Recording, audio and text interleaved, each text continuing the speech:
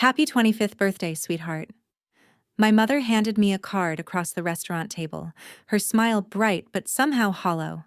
Inside was a generic birthday message and a $50 gift card to Target.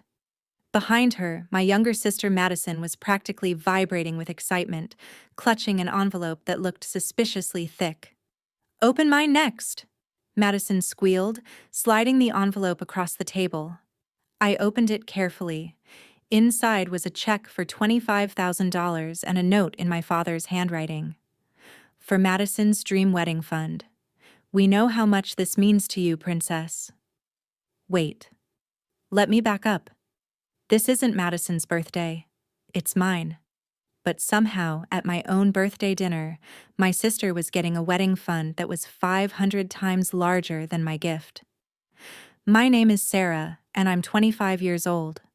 I live in Denver, Colorado, where I work as a nurse at Children's Hospital. It's demanding work, but I love it. Taking care of sick kids gives my life meaning, even when the hours are brutal and the pay isn't amazing. I've been saving every penny for 3 years to buy a small house. Not a mansion, just a modest 2-bedroom place where I could finally stop throwing money away on rent." My down payment fund had reached $18,000, which felt like a fortune to me. Madison is 23, 2 years younger, and has been engaged to her college boyfriend Tyler for exactly 6 weeks. 6 weeks, and she's already getting wedding funds that dwarf my life savings. "Isn't that wonderful?" my mother gushed, watching Madison wave the check around like a victory flag. "We want Madison to have the wedding of her dreams." I stared at the Target gift card in my hands. "That's very generous." "We've been planning this surprise for weeks," my father added, beaming at Madison. "$25,000 should be a good start for the wedding fund." A start. $25,000 was just the beginning. "Dad, you're the best." Madison threw her arms around him.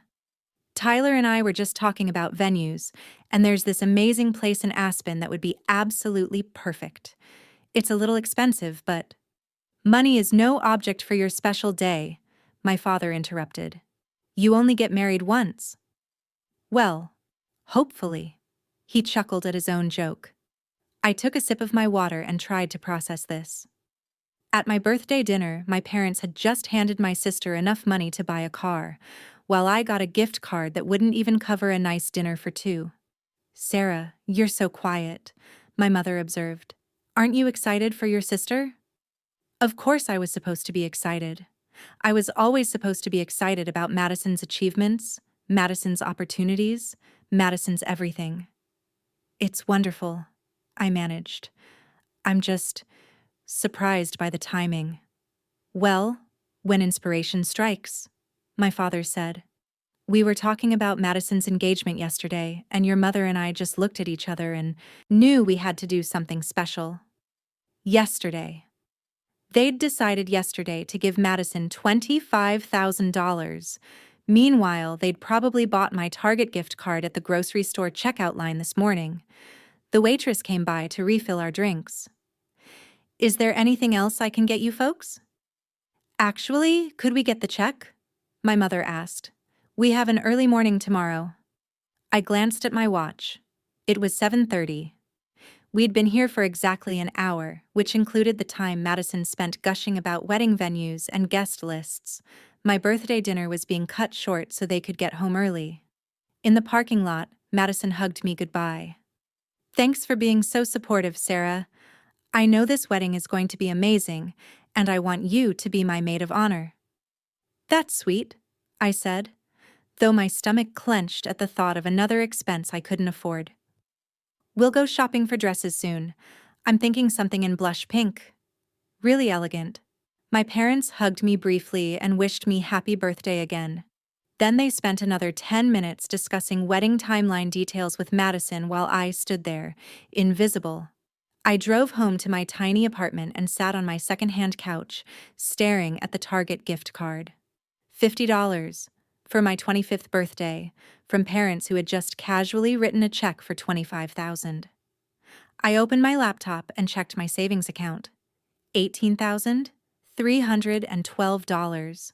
It had taken me 3 years of careful budgeting, skipped dinners out, generic groceries, and secondhand everything to save that much. Madison had just received more than that in 5 minutes. I tried to tell myself it wasn't a competition. Madison was getting married, which was expensive.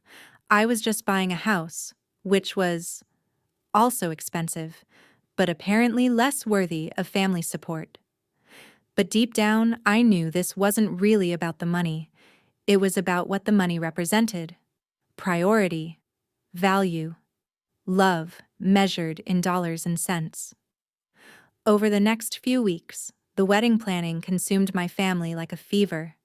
Every conversation, every family dinner, every phone call somehow circled back to Madison's big day. The venue in Aspen? Booked. Cost $40,000 for one day. The dress? Purchased at a boutique in New York during a special mother-daughter shopping trip. Cost $8,000 plus alterations. The photographer? The best in Colorado, according to my mother.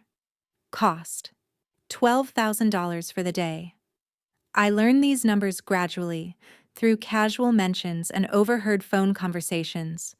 Each figure hit me like a physical blow. The photographer alone cost 2/3 of my entire down payment fund. "Sarah, you seem distant lately," my mother said during one of our weekly coffee meetings. "Is everything okay?" We were sitting at an upscale cafe that Madison had recommended for their wedding planning sessions. Everything. On the menu cost twice what I'd normally spend on lunch. "I'm fine," I lied, stirring my coffee. "Just busy with work." "Well, I hope you can make time for Madison's engagement party next month. We're having it at the country club." The country club? Of course. Nothing but the best for Madison. "I'll try to make it work." "Try?" My mother's eyebrows rose. "Sarah, this is your sister's engagement party. Family comes first." Family comes first. The irony wasn't lost on me. When had family come first for my dreams? When had anyone thrown me a party at the country club or handed me checks with multiple zeros? "I know. I'll be there." "Good. Oh, and wear something nice. We're taking professional photos." Professional photos for an engagement party. I did the math automatically now, converting every wedding expense into things I could have used the money for. Professional photos. Probably $1,500. That was 3 months of my car payment. My mother continued chatting about party details while I nodded and made appropriate sounds, but inside, something was shifting. A seed of resentment was taking root, growing stronger with each casual mention of another extravagant expense. The engagement party was everything I'd expected and worse. The country club was decorated with thousands of dollars worth of flowers. A live jazz quartet played in the corner. The catering looked like something from a royal wedding. I wore my best dress, a simple black number I'd bought on sale 2 years ago. It was fine, but compared to Madison's designer cocktail dress and my mother's new outfit that still had the tags hidden in the back, I felt like I was wearing a garbage bag. "Sarah!" Madison rushed over, her engagement ring catching the light. The ring was massive, probably worth more than my car. "You made it." "Wouldn't miss it," I said, forcing a smile. "Come meet Tyler's parents. They're lovely, and they're so excited about the wedding." I spent the next hour being introduced to various relatives and family friends, all of whom wanted to hear about the wedding plans. Madison glowed as she described the venue, the menu, the flowers. My parents stood nearby, beaming with pride. "And the wedding party?" someone asked. "Who's your maid of honor?" "My sister Sarah, of course." Madison grabbed my arm. "She's going to look so beautiful in the bridesmaid dress we picked out." We hadn't picked out anything.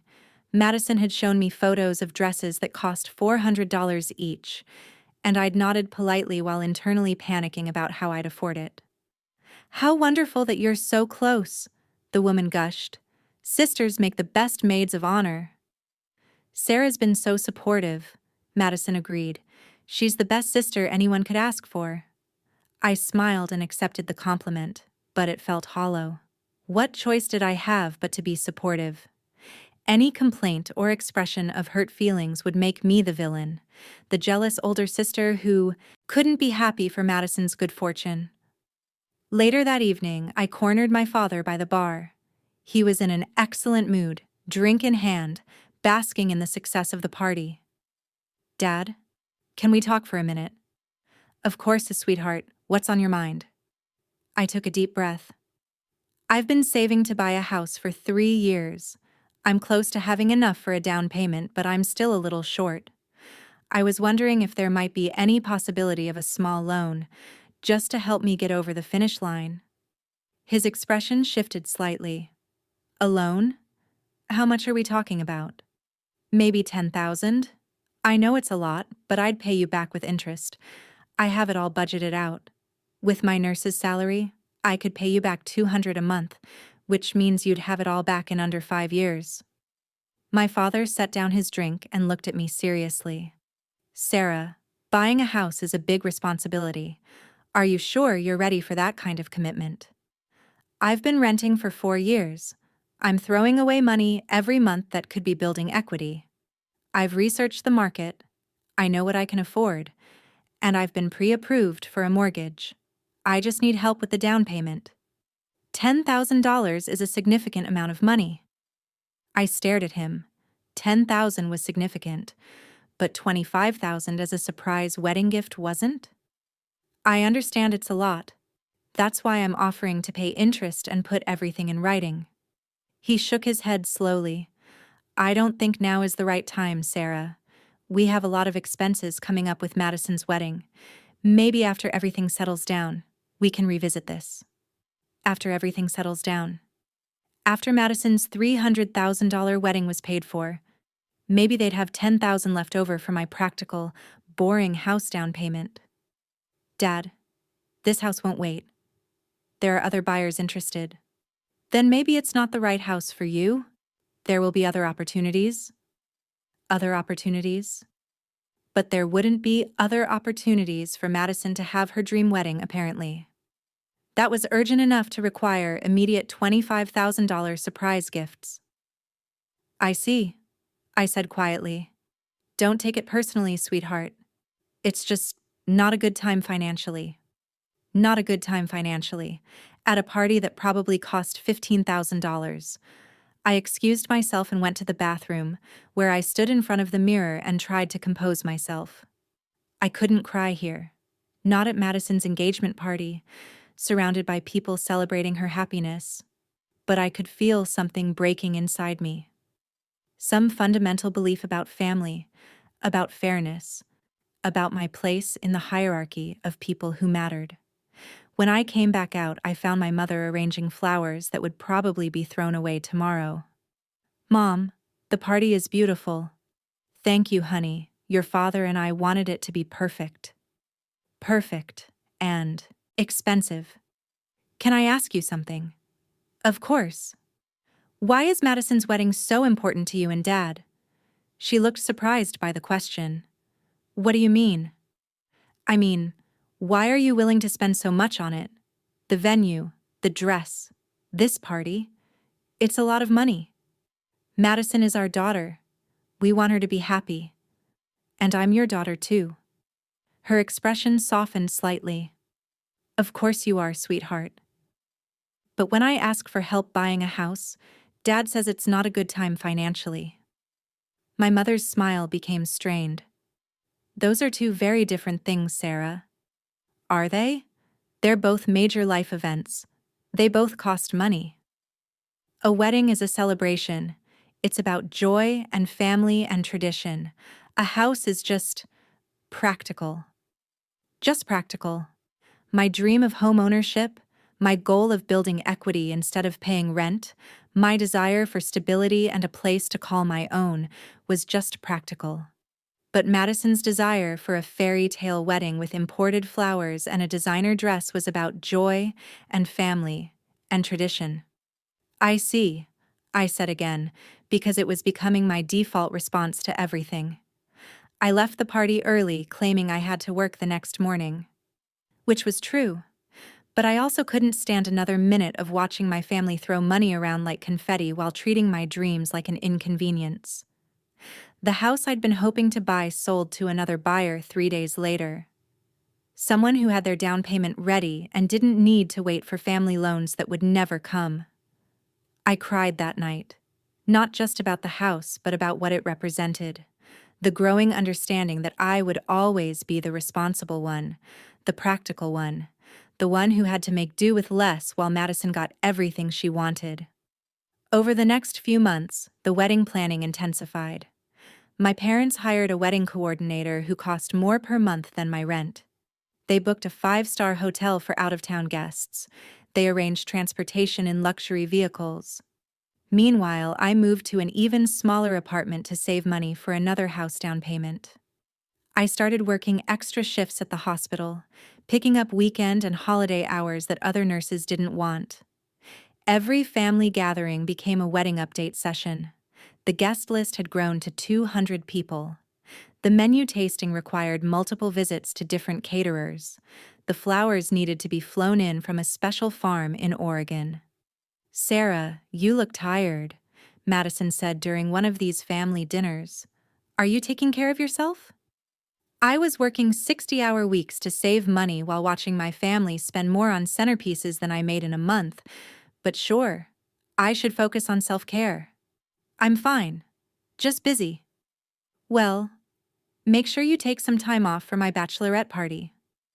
Mom booked us a long weekend in Napa Valley." "Napa Valley? Of course. How much will that cost?" "Oh, don't worry about it. Mom and Dad are covering everything for the wedding party. Everything except my time off work, my flights, my share of meals and activities that wouldn't be covered." I did some quick math and estimated the weekend would cost me at least $800 in lost wages and expenses. $800 I couldn't afford to spend on someone else's party. "Actually, I don't think I can make it," I said. "I can't get the time off work." The table went silent. My mother set down her fork with a sharp clink. "Sarah, this is Madison's bachelorette party." "I know, but I'm covering for a colleague who's on maternity leave. I can't just abandon my patients."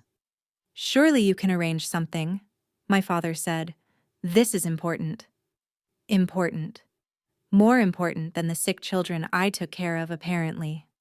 "I'll try," I lied, knowing I had no intention of spending money I didn't have on a party I couldn't afford. Madison looked hurt. "Sarah, I really want you there. You're my maid of honor." The maid of honor position I'd never officially agreed to, for a wedding that was costing more than most people's houses. "I understand, and I'm sorry. Maybe we can do something local, just the two of us?" "It's not the same," Madison said, her eyes filling with tears. "I've been looking forward to this for months." Now I was the villain for not being able to afford my sister's luxury bachelorette weekend. I was ruining her happiness because I had to work and couldn't drop everything for her party. "Maybe Sarah could come for just one day," my mother suggested. "That would be less expensive." Less expensive, but still expensive, and more complicated, requiring additional flights and arrangements. "Forget it," Madison said, standing up abruptly. "If Sarah doesn't want to be there, she doesn't have to be." She stormed out, leaving me sitting at the table with my parents' disappointed faces. "Sarah, I'm surprised at you," my mother said. "This is your sister's wedding. And I'm trying to be supportive, but I have limitations." "We all make sacrifices for family," my father added. Sacrifices. Like sacrificing my dream house so they could afford Madison's dream wedding. Like sacrificing my financial security so I could participate in events I couldn't afford. "You're right," I said quietly. "We all make sacrifices." I started declining family dinners after that. Not all of them, but enough that I didn't have to hear constant wedding updates. I threw myself into work, picking up even more shifts, building my savings account back up dollar by dollar. The bridesmaid dress fitting was scheduled for a Saturday morning. I showed up at the boutique, tired from working a double shift the night before. Madison was already there with my mother and two of her college friends who were also bridesmaids. They all looked fresh and excited, like they'd spent the morning at a spa instead of dealing with medical emergencies. "Sarah," Madison hugged me, "you made it." "Wouldn't miss it," I said, though honestly I'd considered it. The dresses were beautiful, I had to admit. Flowing chiffon in a soft blush pink, exactly as Madison had described. They were also $450 each, which was $50 more than she'd originally mentioned. "Aren't they gorgeous?" Madison twirled in front of the mirror. "They're going to look perfect with the flowers." I nodded and smiled while the seamstress pinned my dress. $450 for a dress I'd wear once, in a color that looked terrible on me. "Oh, and girls," Madison said to the group, "I found the most amazing spa for the morning of the wedding. We can all get our hair and makeup done together. It'll be like a little party before the big party." Hair and makeup. Another expense I hadn't budgeted for. "How much will that be?" I asked, trying to keep my voice casual. "Only $300 each. It's actually quite reasonable for what we're getting." $300? Reasonable. I stood there being pinned and measured while Madison and the other bridesmaids chattered about hairstyles and lipstick colors, and I felt like I was drowning. $750 just for the dress and beauty services. That didn't include shoes, jewelry, or any of the other wedding-related expenses that kept piling up. After the fitting, Madison suggested we all go to lunch to celebrate. The restaurant she chose had entrees that started at $35. "I actually need to get going," I said. "I have some errands to run." "Oh, come on, Sarah. We never get to spend time together anymore." "Because I was working extra shifts to pay for her wedding." "Another time," I promised, knowing there wouldn't be another time I could afford. I drove home and sat in my tiny apartment, looking at the budget spreadsheet on my laptop. The wedding expenses were going to wipe out 2 months' worth of house savings. 2 months of 60-hour weeks and ramen dinners, gone for one day. I called in sick to work the next day and spent it in bed, staring at the ceiling. I wasn't physically sick, but I felt broken in a way that was harder to define, exhausted by the constant financial stress, tired of pretending I could afford to participate in my sister's extravagant celebration. My phone rang around noon. Madison. "Hey, I was worried about you yesterday. You seemed really quiet." "I'm fine, just tired." "Sarah, can I ask you something? Are you okay with me getting married?" The question caught me off guard. "What do you mean?" "I mean, you seem, I don't know, distant lately, like you're not happy for me." How could I explain that it wasn't about her happiness? It was about the unfairness of watching someone else's dreams get unlimited funding while mine got dismissed as impractical. It was about being expected to celebrate while going bankrupt in the process. "I'm happy for you," I said, because it was partially true. I did want Madison to be happy. I just wished my happiness mattered too. "Then why does it feel like you're pulling away from me?" "Because I couldn't afford to be close to you anymore.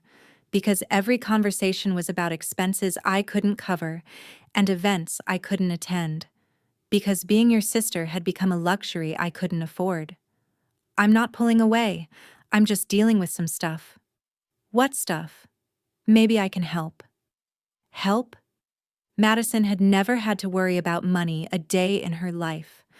She wouldn't understand that some people had to choose between participating in weddings and paying rent. "It's nothing serious, just work stress." We talked for a few more minutes, with Madison trying to convince me to join them for various wedding activities and me making excuses. When we hung up, I felt worse than before. I wasn't just losing my savings to this wedding, I was losing my relationship with my sister. The bachelorette party happened without me. Madison posted photos on social media that showed the group having an amazing time at expensive restaurants and luxury spas. Everyone looked happy and beautiful and perfectly put together. My mother called afterward to tell me how wonderful it was and how much I'd missed. Madison was disappointed you weren't there, she said. But the other girls really stepped up. They made sure she felt special. The other girls who could afford to make her feel special. The ones whose parents hadn't spent their house down payments on someone else's dream wedding.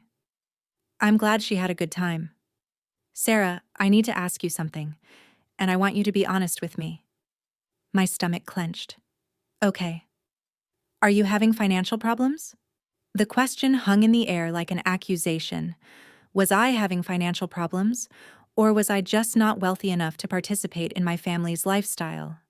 I'm managing. Because if you're struggling, maybe there are some ways to cut back on expenses. You don't need to live alone, for instance. You could get a roommate. I should get a roommate so I could afford to participate in a wedding that cost more than most people's annual salaries. I should compromise my living situation so I could celebrate my sister's good fortune. I'll consider it. Good. Because family is important, Sarah. These memories will last forever. Forever. The memories of going into debt for someone else's party would indeed last forever. The wedding was 3 weeks away. I'd managed to save enough to cover the dress and hair and makeup, but it had meant working every available shift and living on generic pasta and canned soup. I'd lost 8 pounds, not from any intentional diet, but from the stress and inadequate nutrition. Madison called me the week before the wedding, crying. Sarah, I need your help. What's wrong? The wedding coordinator just told us there's a problem with the flowers. The farm in Oregon had some kind of disease that killed half the crop. They can't fulfill our order. I waited for her to continue, not sure why this was my problem to solve. We need to find replacement flowers, but everything else is so much more expensive, like double what we budgeted. Double. They'd budgeted $15,000 for flowers, which meant replacements would cost $30,000. $30,000 for flowers that would be thrown away the next day. That's tough, I said, because I didn't know what else to say. Mom and Dad are freaking out. They've already spent so much, and this would put them over budget by like $20,000.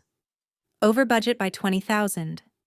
The amount they'd casually given Madison as a starting wedding fund was now considered a budget crisis. Can you use different flowers? Maybe something local that costs less? Madison sobbed harder. But I've been planning this for months. I showed everyone the inspiration photos. The whole color scheme is based on these specific flowers. The whole color scheme. The fate of the wedding hung on the color scheme. Madison, maybe this is a sign that you should simplify things a little. Simplify? She sounded horrified. Sarah, this is my wedding day. It's supposed to be perfect. Perfect. And apparently worth any amount of money. I know, but I was hoping maybe you could help us out with the flower situation. The words hit me like a physical blow. She wanted me to help pay for the flowers. Me, who was living on soup and working double shifts to afford being in her wedding? Help how? Well, you're always so good with money, and I know you've been saving. Maybe you could loan us some money just for the flowers? I sat in stunned silence. Madison knew I'd been saving for a house. She knew I'd had to decline the bachelorette party because of money. And now she wanted me to give up my dreams so she could have the right flowers.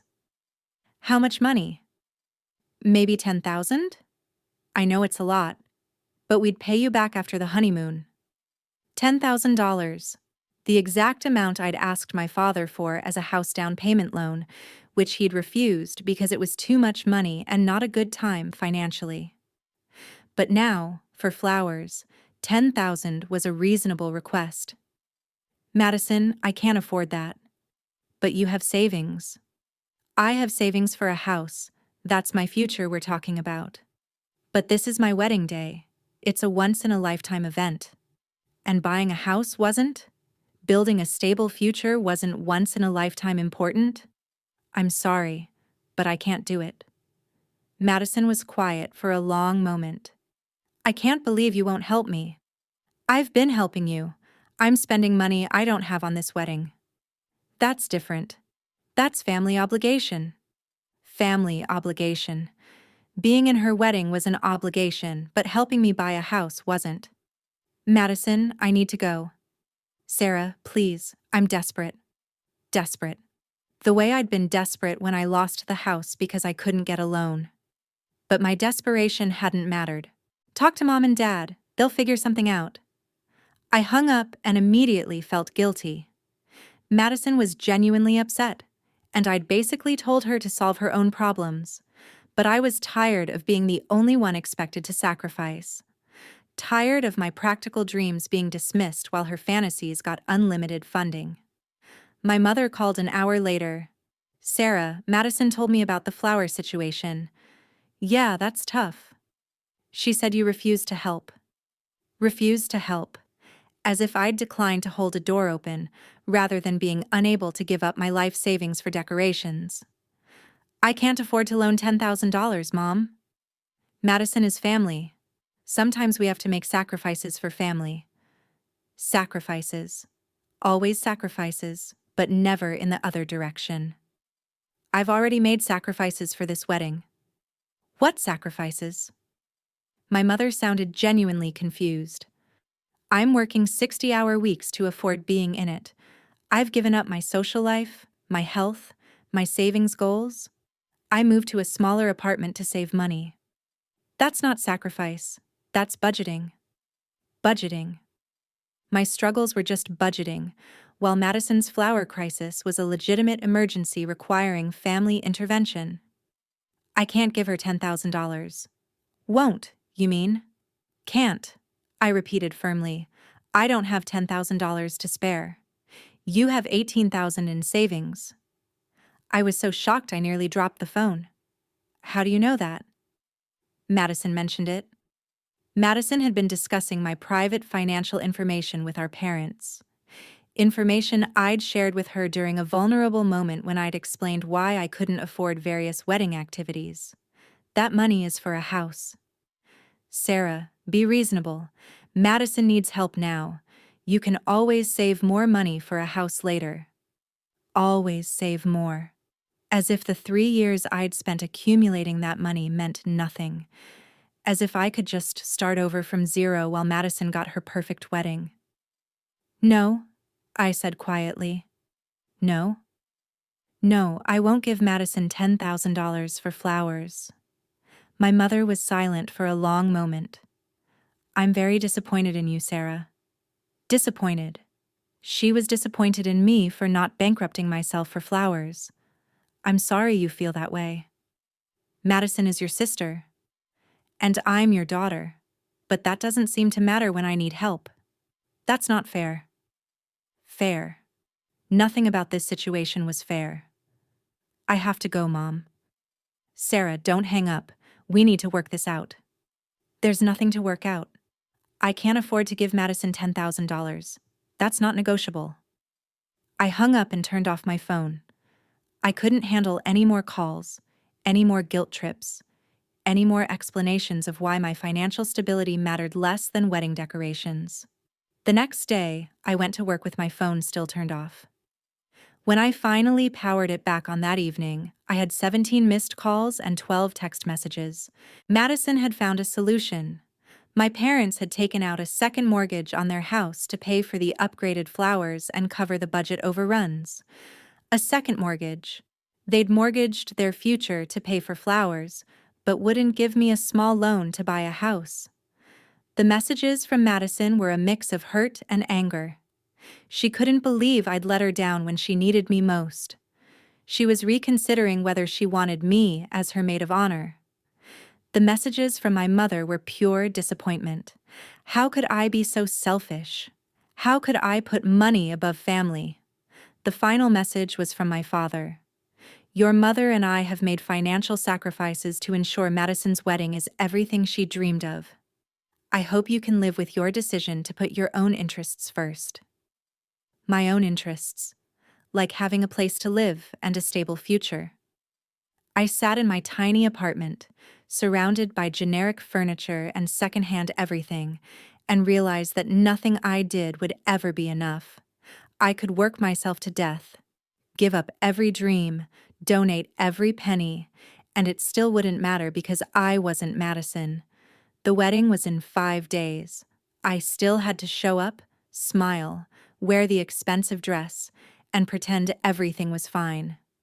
I had to celebrate while my parents went into debt for flowers and acted like I was the villain for not contributing to the financial disaster.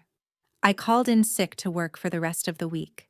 I couldn't handle dealing with people, couldn't fake being okay when everything was falling apart. Madison texted me the day before the wedding. I hope you're planning to be there tomorrow. Despite everything, I still want you as my maid of honor. Despite everything. Despite my refusal to donate my life savings to her flower fund. I texted back, I'll be there. Because what else could I do? Not showing up would make me the ultimate villain, the sister who ruined the wedding. Better to show up and play my role, smile for the photos, and pretend I was happy to be part of this financial catastrophe. The morning of the wedding, I got dressed in my $450 dress and drove to the salon for the $300 hair and makeup session. I sat in the chair while a stylist made my hair look like Madison's vision, and I tried not to calculate how many hours I'd worked to pay for this moment. Madison was glowing, radiant with happiness and excitement. She looked like a princess, which I suppose was the point. The other bridesmaids chatted excitedly about the ceremony, the reception, the flowers that had caused so much drama. "Aren't they gorgeous?" Madison asked, gesturing to the elaborate arrangements being loaded into cars. "I'm so glad we found a way to make it work." The arrangements were beautiful, I had to admit. $30,000 worth of beautiful flowers that would be thrown away tomorrow. "They're perfect," I said, because that's what she needed to hear. At the venue, I helped Madison get ready, fastening buttons and adjusting her veil. She looked stunning, genuinely happy, and for a moment I forgot about the money and the stress, and just felt happy for my sister. "Sarah," she said, squeezing my hand, "thank you for being here. I know things have been weird between us, but you're my sister, and I love you." "I love you too," I said, and meant it despite everything. The ceremony was beautiful. Madison and Tyler looked perfect together, surrounded by flowers and family and enough luxury to fund a small country. My parents cried happy tears, beaming with pride at their daughter's perfect day. I stood at the altar in my expensive dress, holding my bouquet, and tried to focus on the happiness rather than the cost. This was what mattered, right? Family, love, celebration. But when the minister talked about supporting each other through good times and bad, about sharing resources and making sacrifices, I couldn't help but think about the irony. The couple getting married would share everything, but somehow that principle didn't extend to the family funding the wedding. The reception was exactly as extravagant as I'd expected. The food was incredible. The music was perfect. The decorations were magazine-worthy. Guests kept commenting on how beautiful everything was, how much thought had gone into every detail. During dinner, I sat at the head table and watched my parents work the room, graciously accepting compliments on the wonderful celebration they'd provided. They looked happy, but tired. Older somehow. Taking out a second mortgage at their age was risky, but they'd done it for Madison's perfect day. "Beautiful wedding," someone said to me during the dancing portion of the evening. "Yes, it is." "Your parents must be so proud." Proud and in debt. Madison's bouquet toss landed directly in my hands, which everyone took as a sign that I'd be the next to get married. People laughed and cheered, and I forced a smile while thinking that if I ever got married, it would be at City Hall with pizza afterward. Near the end of the evening, my father pulled me aside. "Sarah, I know this week has been difficult, but I want you to know that your mother and I appreciate you being here for Madison." Of course, she's my sister. Family is the most important thing, he said, his words slightly slurred from the open bar. We stick together no matter what. Stick together. Except when I needed help buying a house, which wasn't the right time. Dad, can I ask you something? Sure, sweetheart. Do you ever regret spending so much on this wedding? He looked surprised by the question. Regret? This is the happiest day of Madison's life. How could I regret that? Even with the second mortgage? His expression hardened slightly. That's our decision to make. We wanted to give Madison everything she dreamed of. Everything she dreamed of, while my dreams got labeled as impractical. I just think it's a lot of money for one day. Sarah, some things are worth going into debt for. Your sister's happiness is one of them. Some things were worth going into debt for, but my future wasn't one of them. I went home that night and sat in my tiny apartment, still wearing my bridesmaid dress, and did some calculations. The total cost of Madison's wedding, including the flower crisis and various overruns, was approximately $320,000. $320,000 for one day. With that money, I could have bought a house, furnished it completely, and still had enough left over for a car and a year's worth of living expenses. My parents had spent more on a party than most people spent on their entire education. I took off the dress and hung it in my closet, where it would probably remain forever. A $450 reminder of the day my family went into debt for flowers while telling me I was selfish for wanting to buy a house. Over the next few weeks, life returned to something resembling normal. Madison and Tyler went on their honeymoon to Bali, posting photos of luxury resorts and pristine beaches. My parents began the process of adjusting to their new mortgage payments and reduced retirement security. I went back to work, back to saving money, back to looking at houses I couldn't afford. The family dynamics had shifted in ways I was still processing. I felt disconnected from them, like I was watching their lives from the outside. Their priorities were so different from mine that we barely spoke the same language anymore. Madison called me when they got back from their honeymoon. Sarah, I've been thinking about everything that happened before the wedding, and I want to apologize. Apologize for what? For asking you to help with the flower situation. I was stressed and not thinking clearly. I know you have your own financial goals. It was a nice apology, but it felt hollow. She was sorry for asking, but not sorry for the assumptions behind the request. Not sorry for thinking my dreams mattered less than her wedding details. Thank you for saying that. I hope we can move past it. I miss talking to you. I miss talking to her too, but I didn't know how to bridge the gap that had formed. How do you maintain a relationship with someone who lives in a completely different financial reality? Maybe we can have dinner sometime, I said, though I wasn't sure how that would work. Madison's idea of dinner out was a $50 entree restaurant, while mine was Applebee's with a coupon. I'd love that. Oh, and Tyler and I are looking at houses. We want to start trying for kids next year, so we need more space. Of course they were buying a house. With wedding gift money and help from both sets of parents, they could afford the kind of place I'd been dreaming about for years. That's great, I said, trying to sound enthusiastic. Maybe you could come look at some with us? You've been house shopping, so you'd know what to look for. The irony was almost laughable. She wanted me to help her buy the house I couldn't afford, using the knowledge I'd gained from years of unsuccessful searching. Sure, I said, because refusing would make me the bad guy again. The house hunting expedition was exactly as painful as I'd expected. Madison and Tyler looked at houses that were double my budget, in neighborhoods I couldn't dream of affording. They had opinions about crown molding and hardwood floors and walk-in closets, while I stood quietly calculating how many years it would take me to save up for the down payment on their least expensive option. What do you think of this one? Madison asked as we toured a 4-bedroom colonial with a 2-car garage and a landscaped yard. It's beautiful, I said honestly. Tyler loves the kitchen, but I'm not sure about the master bathroom. It feels a little small. The master bathroom was larger than my entire apartment.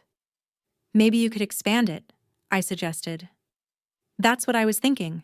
Nothing major, just knock out a wall and add a separate shower. Nothing major. Just a renovation that would cost more than I made in 6 months. They ended up putting an offer on a house that cost $400,000. Their parents were providing the down payment as a wedding gift, which meant they could afford the monthly payments on Tyler's salary alone. "We're so excited," Madison said as we left the realtor's office. "Our first home." Their first home, made possible by family money that had never been available to me. I drove back to my apartment and sat in my car for a long time before going inside. The unfairness of it all was overwhelming. Madison got a $300,000 wedding and a house down payment, while I got a Target gift card and lectures about being realistic. That night, I made a decision. I was done trying to keep up with my family's lifestyle, done pretending I could afford to participate in their world, done feeling guilty for having limitations they couldn't understand. I started declining invitations to family events that would cost me money. I stopped discussing my financial goals with anyone who might share the information with Madison. I began building a life that wasn't dependent on their approval or inclusion. It was lonely at first. Family dinners had been a regular part of my routine, even when they were stressful. But gradually, I found other ways to spend my time. I made friends at work who understood what it was like to live on a budget. I found free activities that brought me joy. I focused on building a life I could actually afford. 6 months after the wedding, I had saved enough for a down payment on a small condo. It wasn't the house I'd originally dreamed of, but it was mine. Paid for with money I'd earned and saved without help from anyone. I didn't tell my family about the purchase until after I'd moved in. When I finally shared the news, their reactions were predictably underwhelming. "A condo?" my mother said. "I thought you wanted a house." "This is what I could afford." "Well, it's a start, I suppose." A start. Madison's $400,000 house was a first home, but my condo was just a start. Madison came to visit once, shortly after I'd moved in. She was polite about the small space and modest furnishings, but I could see her taking everything in with barely concealed pity. "It's cozy," she said, which is what people say when they can't think of anything genuinely positive. "I like it," I said simply. "Maybe once you get settled, you could start saving for something bigger." Something bigger. Because what I had wasn't enough, could never be enough compared to what she had. "I'm happy here," I said, and realized it was true. For the first time in years, I wasn't stressed about money. I could afford my mortgage, my utilities, my groceries. I didn't have to work 60-hour weeks or eat ramen every night. I had a stable, sustainable life that belonged entirely to me. Over time, my relationship with my family settled into a new pattern. We stayed in touch, but at a distance that felt safer for everyone. They learned not to assume I could afford their lifestyle, and I learned not to expect them to understand mine. Madison had her first baby 18 months after the wedding. The baby shower was another elaborate affair that I attended but didn't help plan or fund. I brought a modest gift and left early, claiming work obligations. My parents became grandparents with the same enthusiasm they'd brought to wedding planning. No expense was too great for their grandchild's nursery, clothes, or toys. They set up a college fund immediately, starting with a $10,000 deposit. $10,000 for a newborn's college fund, while I'd been refused a loan for the same amount to buy a house. I tried not to be bitter about it. The baby was innocent of all the family dynamics that had caused so much pain, but I couldn't help noting the pattern.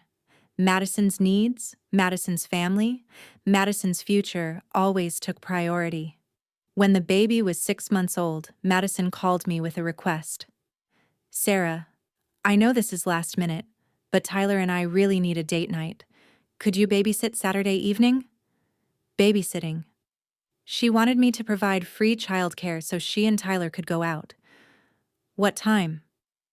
Maybe 6 to midnight? We haven't been out alone since the baby was born. 6 hours of babysitting.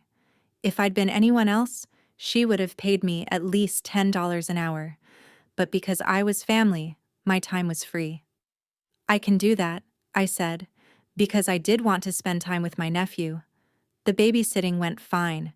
The baby was easy to care for, and I enjoyed the time with him.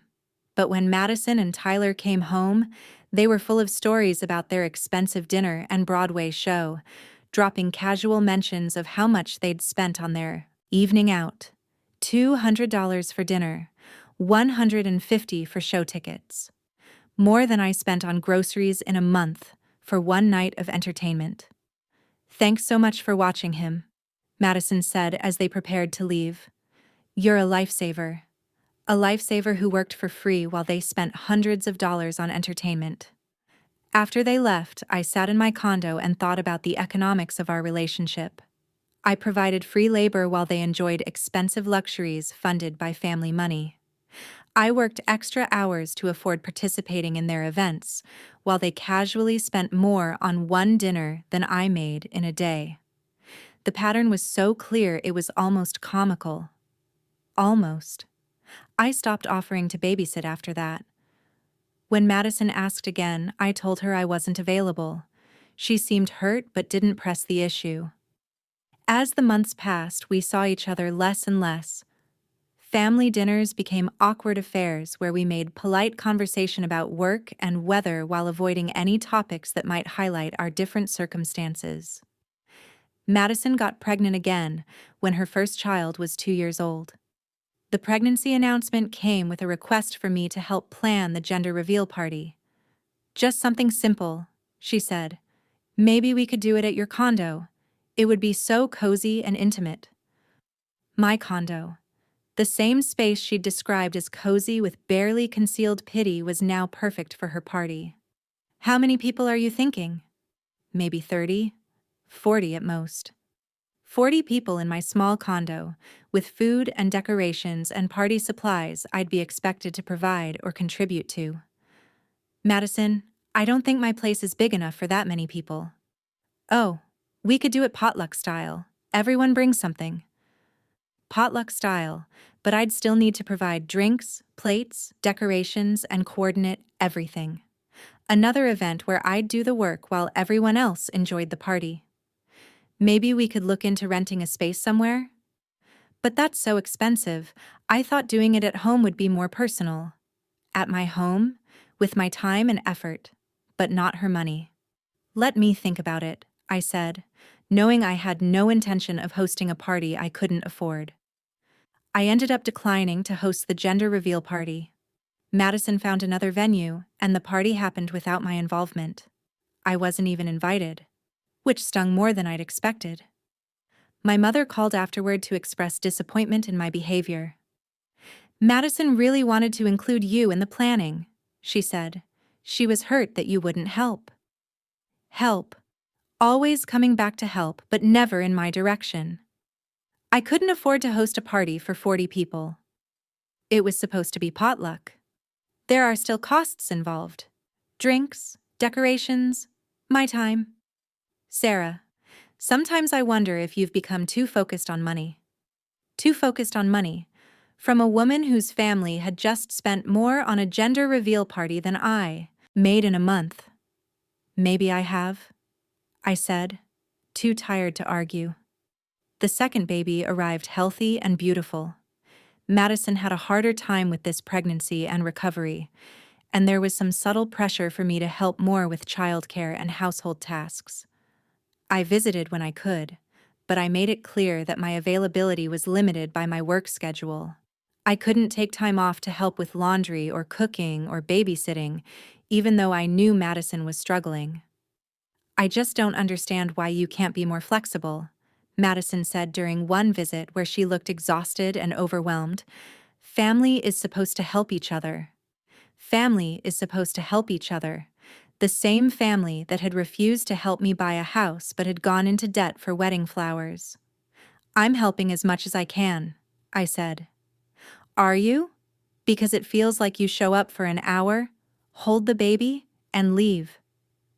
Because that's what I could afford to do without compromising my own stability. Because I'd learned that giving more than I could spare only led to resentment and financial stress. Madison, I work full-time. I have my own responsibilities.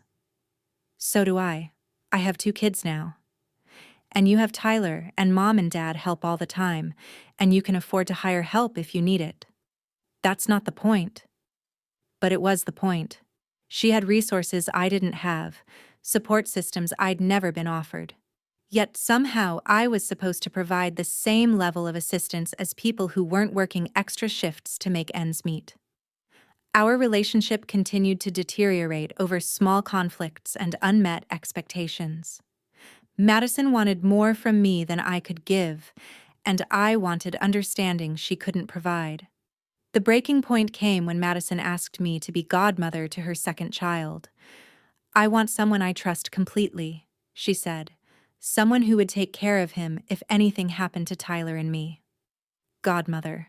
A role that traditionally came with financial responsibilities and expectations I definitely couldn't meet. Madison, I'm honored that you'd ask, but I don't think I'm the right choice. Why not? How could I explain that I couldn't afford to be anyone's financial safety net? That if something happened to her and Tyler, I wouldn't be able to provide the lifestyle those children were accustomed to? I just think someone else would be better suited. Like who? Maybe one of Tyler's siblings? They have more resources. Madison's face flushed. This isn't about money, Sarah. But it was about money, at least partially. Being a godparent meant being prepared to step in if needed, and I barely had enough resources to take care of myself. I know, but do you even love my children? The question hit me like a slap. Of course I love them. Then why won't you commit to being there for them? Because being there meant more than love. It meant financial stability, time availability, and resources I didn't have. It's complicated. No, it's not. Either you care about my family or you don't. The ultimatum hung in the air between us. Either I accepted a responsibility I couldn't handle, or I proved that I didn't care about her children. I care about them, but I can't be their godmother. Madison stared at me for a long moment. I don't understand what happened to you, Sarah. You used to be so much more generous. Generous? I'd been generous with time I didn't have and money I couldn't spare, and it had nearly broken me. Now I was being accused of selfishness for finally setting boundaries. I'm the same person I've always been. No, you're not. You've become cold and calculating. Everything is about money with you now. Everything was about money because money determined what was possible. Because I'd learned the hard way that good intentions didn't pay bills or solve problems. Maybe I have changed, I said quietly. Madison left that day and didn't speak to me for 3 months. When we finally reconciled, it was through my mother's intervention, but the relationship was different. Careful. Distant. We exchanged pleasantries at family gatherings and remembered each other's birthdays, but the closeness we'd once shared was gone. We'd become polite strangers who happened to be related. My parents aged into their 70s, and the financial stress of the wedding and house purchases began to show. They downsized to a smaller home and complained about money more frequently. The second mortgage payments were a constant source of anxiety. We should have been more careful with our spending when we were younger, my father said during one family dinner. More careful. After spending over $300,000 on a wedding and refusing to loan me $10,000 for a house down payment. I nodded sympathetically and didn't point out the irony. Madison's children grew up beautiful and spoiled, accustomed to having every want fulfilled immediately. They were good kids, but they had no concept of financial limitations or delayed gratification. During one family gathering, my 4-year-old nephew asked me why I lived in such a small house. Because it's what I can afford, I told him honestly. Why don't Grandma and Grandpa buy you a bigger one like they did for Mommy? The innocent question hung in the air while the adults exchanged uncomfortable glances. "Because I'm a grown-up and I buy my own house," I said. "But Mommy is a grown-up too, and they bought hers." Out of the mouths of babes. Even a 4-year-old could see the inconsistency in how I was treated compared to Madison. "Some families do things differently," I said, ending the conversation. But the question stayed with me. Why was I expected to be completely self-sufficient while Madison received ongoing financial support? Why were my struggles dismissed while her wants were prioritized? I was 40 years old before I finally understood the answer. It wasn't about fairness or need or even love. It was about roles. Madison was the daughter who fulfilled their dreams, who lived the life they wanted to see. I was the daughter who reminded them of limitations and hard choices. Madison was the success story they could brag about to friends. I was the cautionary tale they preferred not to discuss. Understanding this didn't make it hurt less, but it did make it clearer. I stopped expecting different treatment and started building a life that didn't depend on their approval or support. I was 42 when my mother had a stroke. It was minor, but scary enough to remind everyone that my parents weren't going to live forever. Madison immediately sprang into action, researching care options and making plans. She assumed I'd help with caregiving and expenses, just as she'd always assumed I'd participate in her celebrations and milestones. "We need to talk about long-term care insurance," she said during a family meeting at the hospital, "and maybe start looking at assisted living options for the future." We. As if this was a shared responsibility with shared resources. "What kind of costs are we looking at?" I asked. Madison rattled off numbers that made my head spin. Premium care facilities, private nurses, medical equipment, tens of thousands of dollars per month. "We'll split everything equally," she said. "It's only fair." Equally. Split the costs equally between someone who'd received hundreds of thousands in family support and someone who'd been refused a $10,000 loan. "Madison, I can't afford half of those costs." "Then what do you suggest?" I suggested less expensive options, Medicare-covered facilities, shared care responsibilities instead of hired help, living within our means instead of maintaining the luxury lifestyle my parents had become accustomed to. Madison rejected every cost-saving suggestion. "They deserve the best," she said. "They've worked hard their whole lives. They deserve the best, even if it bankrupted their daughters, or at least one of their daughters." "I'll help as much as I can," I said, "but I have limitations." Limitations. The word that had defined my entire relationship with my family. My mother recovered from the stroke with minimal long-term effects, but the conversation about future care had revealed how different our perspectives remained. Madison expected to maintain our parents' lifestyle regardless of cost. I expected to provide care within reasonable financial boundaries. The conflict remained unresolved, hanging over every family interaction like a storm cloud. I was 45 when my father had his first heart attack. He survived, but his health became a constant concern. The medical bills started piling up, even with insurance. Madison organized a family meeting to discuss finances. "Dad's medical expenses are going to be significant," she said, pulling out a folder of documents. "Even with Medicare, we're looking at substantial out-of-pocket costs." The numbers were daunting but manageable if we were careful about treatment options and care decisions. "I think we need to set up a family fund," Madison continued. "Everyone contributes what they can to cover the medical expenses." Everyone contributes what they can. But Madison's "what she can" was very different from mine. "How much are we talking about?" I asked. "I was thinking we could each contribute $5,000 to start, then add more as needed." $5,000. 1/3 of my annual savings, given freely to parents who had never offered me similar support. "That's a lot of money," I said. "Dad's health is more important than money."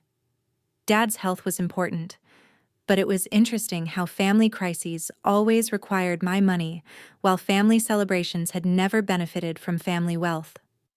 "I'll contribute what I can," I said carefully, "but it won't be 5,000. Madison's face tightened. "What can you contribute?" "Maybe 1,000. 1,000? Sarah, this is Dad we're talking about." "This is Dad." The same Dad who'd refused to help me buy a house but had taken out a second mortgage for wedding flowers. "I understand, but I have my own financial obligations." "What obligations? You live alone, you don't have kids. What could be more important than family?" What could be more important than family? Maybe the retirement savings I was building because I knew family wouldn't support me in old age. Maybe the emergency fund I maintained because I'd learned not to count on family help during crises. "I'll contribute 1,000, I repeated.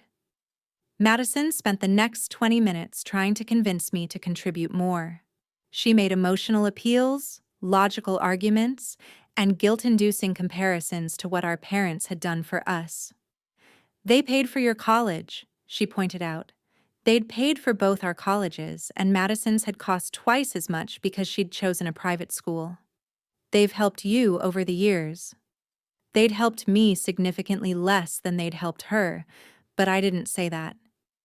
"Sarah, I don't understand your attitude about this."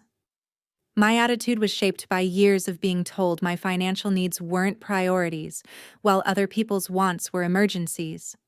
"I'm contributing what I can afford." "Fine," Madison said finally. "I guess I'll have to make up the difference." Make up the difference? As if my contribution was inadequate, and she was nobly covering my shortfall. I contributed my $1,000 to Dad's medical fund and watched Madison contribute $10,000. The disparity in our contributions became another source of family tension, with subtle comments about who was really stepping up during the crisis. My father's health stabilized with proper treatment and medication. The family medical fund covered his expenses, but the conflict over contributions had damaged our relationships further. Madison began making comments about my priorities and commitment to family. My parents started treating me like I was selfish and uncaring. The narrative became that I was the daughter who wouldn't sacrifice for family, while Madison was the one who could always be counted on. The narrative was technically true. I wouldn't sacrifice my financial security for their comfort. I wouldn't bankrupt myself to maintain their lifestyle.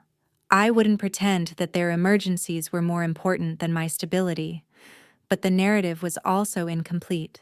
It didn't include the context of years of unequal treatment, refused requests for help, or expectations that I participate in expensive celebrations while living paycheck to paycheck.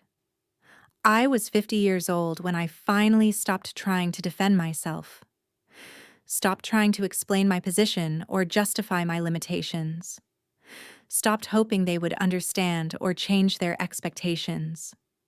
I continued to love my family, but I stopped trying to meet their financial demands.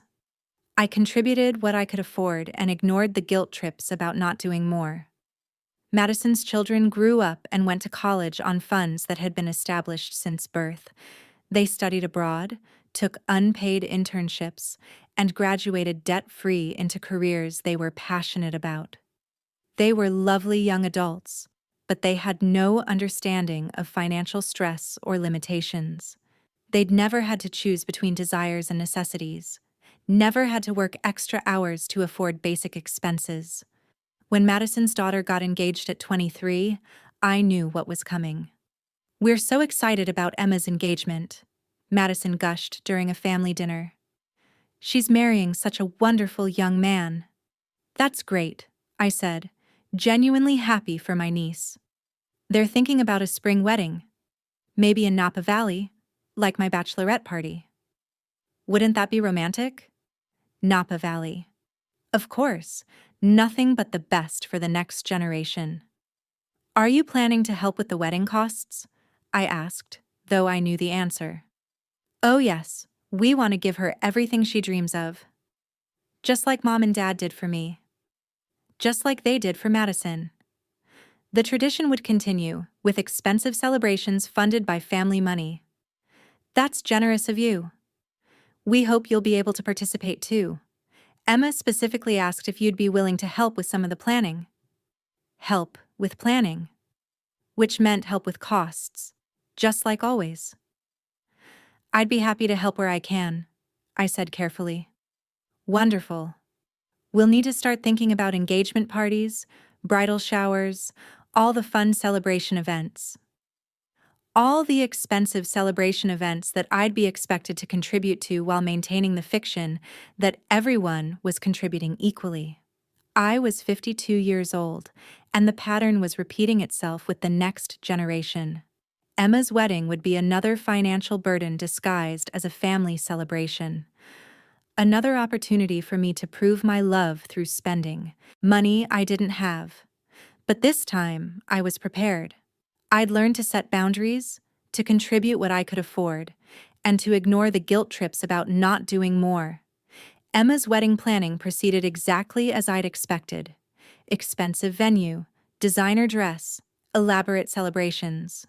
I contributed modestly to a few events and politely declined to participate in others. The family's reaction was predictable. Disappointment that I wasn't more involved, subtle criticism of my priorities, comparisons to Madison's generous contributions. But I'd heard it all before. I knew my role in the family narrative, and I'd made peace with it. At 55, I had a paid-off condo, a healthy retirement account, and financial stability that I'd built entirely on my own. I had friends who understood my values and choices. I had a life that belonged to me. My family still didn't understand my choices, but their understanding wasn't required for my happiness. I'd learned to find fulfillment outside their approval and to measure success by my own standards rather than their expectations. The pattern of family financial dynamics had shaped my entire adult life, but it no longer controlled it. I'd found peace in accepting what I couldn't change and focusing on what I could control. Madison and I were cordial but distant, connected by shared history, but divided by different values. My parents were aging and requiring more care, which I provided within my means despite ongoing pressure to do more. The next generation was growing up with the same sense of entitlement and unlimited expectations that had defined Madison's experience. They were good people, but they'd never learned that resources were finite or that not everyone could afford to participate in luxury celebrations. I watched it all with a mixture of sadness and resignation. The patterns were too entrenched to change, the expectations too embedded in the family culture. But I'd found my own way forward, built a life that reflected my values rather than their demands. I'd learned that family love wasn't measured in dollars spent or sacrifices made. It was measured in presence, understanding, and acceptance.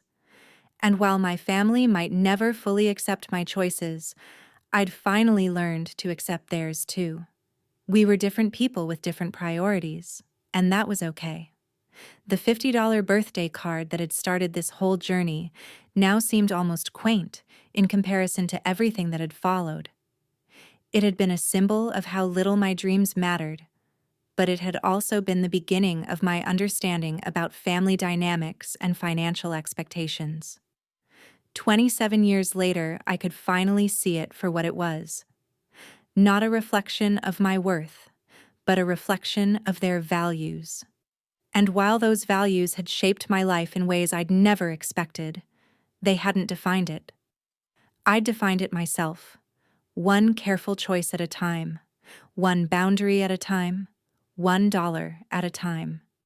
And that, more than any wedding or house or family approval, had been worth everything.